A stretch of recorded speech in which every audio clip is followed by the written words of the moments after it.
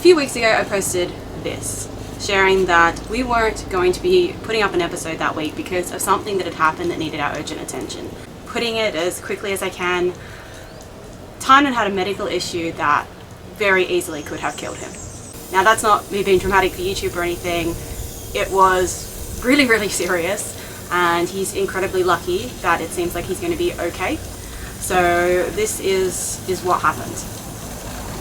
The day of our haul out, he woke up and he had a sore leg. Now he had been swimming and doing everything normally over the weekend. We just sailed down from Martinique, but when he woke up that morning he had a sore leg. Kind of assumed he just slept on it funny or something, you know, and it was the haul out day, so big day. And if you look back at the video from that day, you actually see him make a joke about his leg hurting.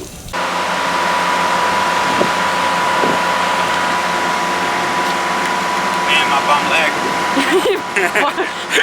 You're limping like a true pirate today.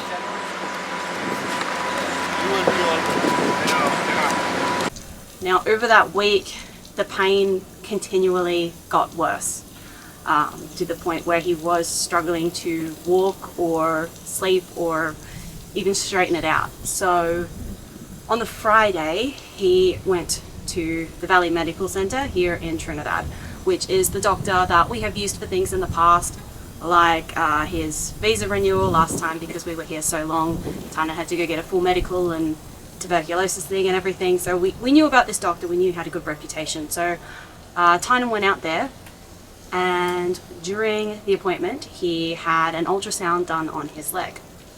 Trent and I stayed back here at the boat, and Tynan came in and just said, "I need to go to hospital right now." Like, okay, what happened? The doctor had looked at his scans and had said, "You have a deep vein thrombosis, you have a serious blood clot in your leg. You need to go to the hospital right now and get on blood thinners to try and deal with this.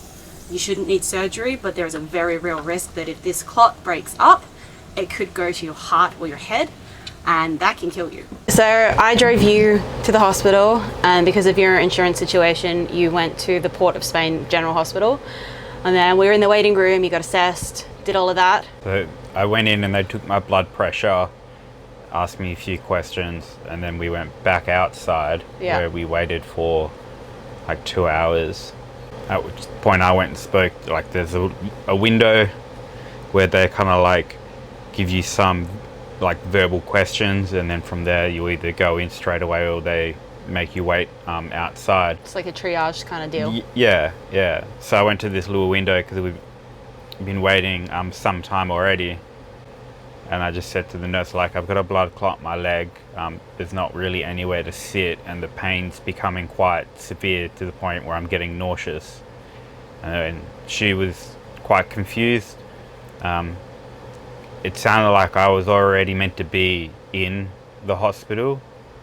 So at that point, like, they ushered me around to this big security door where you go through. They wouldn't let me in. Yeah. And like, they tried to tell me to hold Tynan's bag and wait for him, but like, it's a hospital. Anyone who's been to a hospital before knows you never know how long they're going to be. So I kind of just like hoiked the bag over the security guard to you to catch. Yeah. So then you could take your bag through and just have like your actual stuff. Yeah. They gave me these injections into my stomach. They're like an anticoagulant, or to try and treat the blood clot, and that was fun.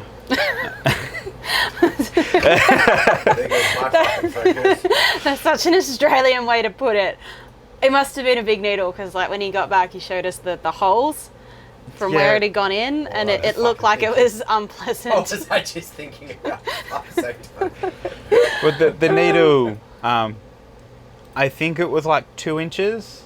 Yeah. Oh, what? It went... Yeah, about 2 inches, 1.5 inches maybe. I don't know, I didn't really look. As soon as I saw the needle packet where it was going, I was just like off with the birds. I don't want to know. Yeah. Pass out. Yeah. Because if I'm somebody that I don't mind like having blood taking, having needles, things like that. Doesn't bother me. I just can't watch. But so I was just staring off whilst they gave me these 2 injections into my stomach, Just imagine, like, if you let your stomach muscles tense. It must have been like, because this isn't in like a room or people in the same room as me watching me get these needles, and I'm kind of like looking away and looking around the room, and every's like trying not to make eye contact with someone. Everybody wants to see what's going on or what's happening, but not be obvious about it, which I can understand. Which is comedic. Yeah, so they gave me those needles, and then like an hour or so later, I mean, I don't know if it was normal, but I got like real bad bubbly stomach afterwards, so I don't know if like the needle was a bit too long and it's got in. Gutly. Oh, medicine with Thailand. That would happen. That's I just want you all to know as well, like, he has multiple nurses in his family who are probably smacking their heads right now. So they gave me some pretty hefty painkillers. But I mean, like, that was basically me for the night. Once I had them, I just kind of found an empty bench, like at the very back of the A&E clinic. It seemed to be like where everybody that was staying the night was kind of hiding out. And I just crashed out there, disregarding all the commotion. Like, all the nurses and doctors and stuff, like, they do an awesome job, especially considering like they don't have any beds and they've just got people spread out everywhere. Like, they do an awesome job, like making sure people are comfortable and nobody's in too much pain. Or we've known each other, I think, 12 or 13 years now, and we've done a lot of things, a lot of silly things, gone to sketchy places and done stuff that people would say is scary. And I think when you got back from the doctor, when you first said that you've got the blood clot, I think that's the most freaked out, kind of in shock I've ever seen you. Yeah. Over all the years that we've done stuff. It's like you. Well, it was surreal. That's what like, you just look completely out of it, like, in shock. It was so weird. Yeah, well, because like, I'm not a smoker. I haven't been on a plane in years. Yeah. And I mean, even like with the boat, sure, like when we're doing a crossing in passages, like you're sitting down for a long time, but you're never really sitting for more than like an hour and a half. Like, you're up adjusting sails, looking out, stuff like that. And like, I've got no six pack, but I'm not morbidly obese. Yeah. So it was very strange to be like, oh yeah, you've got a blood clot, you need to go straight to hospital, because I couldn't see why I'd have one. Yeah, and I know you were asking the doctor, like, do I really have to go? And he's going like, no, this is, I don't think you're getting how serious this is, you have to go. Yeah, he was like, oh, you should have been in hospital 3 days ago. Yeah. I think both that doctor and the doctors at the hospital made you quite aware that this could have killed you. Yeah. Yeah. And like, even talking to my family members, because they're obviously, well, not obviously, but they're nurses. Like, I was asking them, like, you know, like, this is before I knew I had a blood clot, like, giving them my symptoms, telling them like the pain level and video calling and stuff like that. And they were all, like, I mean, when I was talking to my mum at one point, she was at work in the hospital and was talking to doctors and other nurses and stuff. And everybody was like, it sounds like a blood clot, but there's absolutely no reason why you should have a blood clot. So it would have to be something else. Yeah. And like, I was thinking that it was like a muscle cramp or spasm or something. Yeah. So, no, yeah, it was really surreal. Like, it was the last thing I would have thought. And then when it's like, yeah, it's a blood clot, you need to go straight to hospital. You should have been in hospital days ago. I was kind of a bit like, oh, okay, wow. Yeah. Like, is this like, get there now in like 6 hours or you're dead, or... Which kind of was. Yeah, because I was doing the man thing and going, it'll go away with time. Started hurting on Monday, you went to the hospital on Friday. A bit of Tiger Palm and some Panadol and she'll be right. But I don't know, obviously that wasn't going to work this time. No, it wasn't. He is on medication for the next 6 months. This medication is quite expensive. We're talking hundreds of US dollars a month, but it is necessary. So obviously, you know, Tynan's in a tight financial position. He came into this trip with the least amount of money, and you know, he had saved, and by that I mean he had saved 3 years of cruising money, but that 3 years was spent fixing this boat.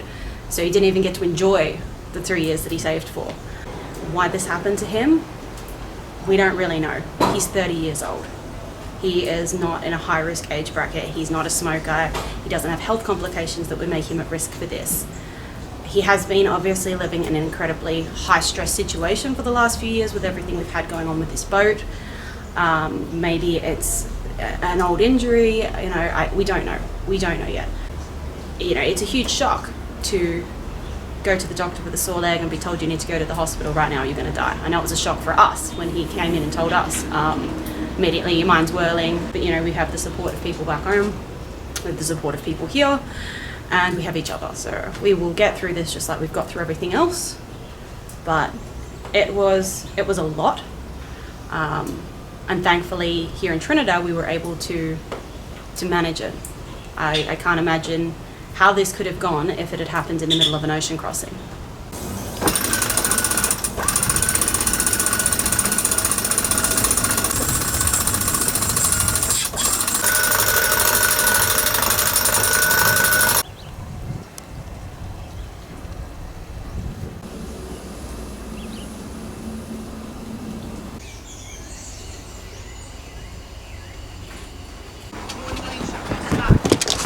Hey. Rose, away!